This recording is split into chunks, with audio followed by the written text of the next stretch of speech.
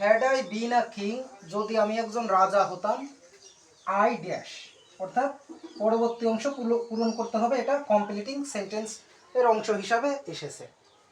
তো এখানে দেখুন প্রশ্নের শুরুতে বাক্যে হ্যাড দেওয়া আছে, তারপর সাবজেক্ট, তারপর হচ্ছে বিন, অর্থাৎ V3।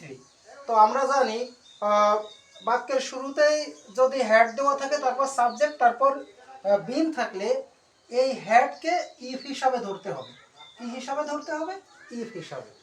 তাহলে একে যদি আমরা ইফ হিসাবে ধরি এবং এই হ্যাডটা মূলত সাবজেক্টের পর চলে যাবে, তাহলে যদি এরকম হয়, একে আমরা যদি ইফ ধরি এবং হ্যাডটা যদি সাবজেক্টের পর যাই, তাহলে এরকম হয়, if I had been a king, যদি আমি একজন রাজা হতাম। অর্থাৎ প্রথমে ইফ, তারপর সাবজেক্ট, তারপর হ্যাড, তারপর V3 থাকলে এটি থার্ড কন্ডিশনাল হয়। অর্থাৎ এখানে হ্যাডের পরিবর্তে মূলত ইফের পরিবর্তে মূলত ইংরেজিতে আগে হ্যাড ব্যবহার করা হয়। এটা মানে ইংরেজি বলায় স্বতঃস্ফূর্ততা তৈরি করে। তো যাই হোক, যদি থার্ড কন্ডিশনাল থাকে প্রশ্নে, ইফের অংশ দেওয়া থাকে, তাহলে কি হবে গঠনটা আমরা দেখে নিই। তাহলে এই চারটি অপশন দেখে আমরা সঠিক উত্তর অতি সহজেই গ্রহণ করতে পারবো। তো দেখুন, এর গঠন হয় মূলত দুভাবে হয়। এর গঠন হয় মূলত পাঁচটা, কিন্তু সাধারণত এই দুভাবে আসে। অর্থাৎ থার্ড কন্ডিশনাল পাঁচভাবে গঠিত হতে পারে। কমন যে দুটো স্ট্রাকচার আছে, আমি এই দুটো স্ট্রাকচার লিখে রেখেছি।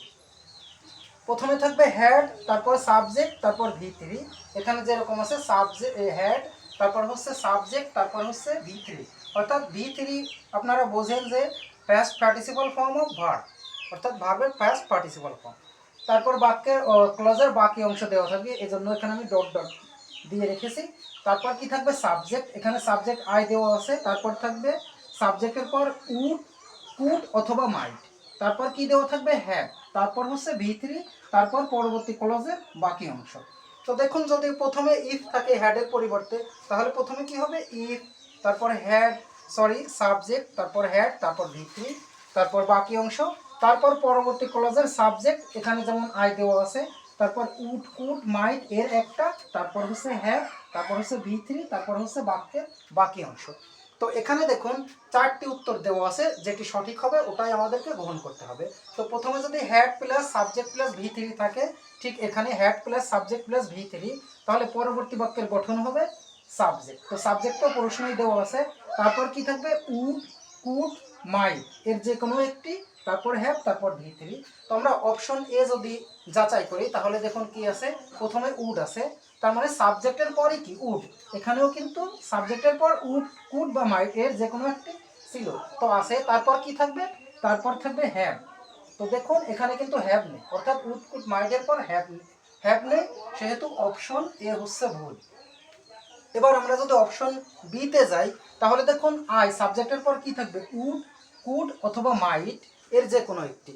তো দেখুন সাবজেক্টের পরই আছে হ্যাভ, অর্থাৎ উড, কুড, মাইট নেই, তার মানে অপশন বিও সঠিক উত্তর হচ্ছে না। তারপর আমরা যদি অপশন সি কে যাচাই করি, তাহলে দেখুন প্রথমে কি থাকবে সাবজেক্টের পর, এখানে আই সাবজেক্ট, উড, কুড, মাইট এর যে কোনো একটি, তো এর যে কোনো একটি উড আছে দেখুন। তারপর কি থাকবে হ্যাভ আছে দেখুন। তারপর কি থাকবে V3 আছে দেখুন। তারপর দেখুন কি থাকবে বাক্যের বাকি অংশ, তো বাকি অংশ থাকলেও থাকতে পারে, নাও থাকতে পারে, অর্থাৎ এখানেও বাক্য শেষ করা যায়, অথবা কিছু শব্দ বা ফ্রেজ থাকতে পারে। তো এখানে দা ফোর আছে, তার মানে এটি হচ্ছে সঠিক উত্তর, কারণ এটা স্ট্রাকচারের সাথে পুরোভাবে মিলে যায়। আমরা অপশন ডিও টেস্ট করে দেখব। তো অপশন ডিতে দেখুন আয়ের পর প্রথমে কি দেওয়া আছে হ্যাড, তার মানে এটাও কিন্তু মেলে না, কারণ সাবজেক্টের পর কি থাকবে উড, কুড অথবা মাইট এর যে কোনো একটি, তার মানে অপশন ডিও ভুল, অর্থাৎ সঠিক উত্তর হচ্ছে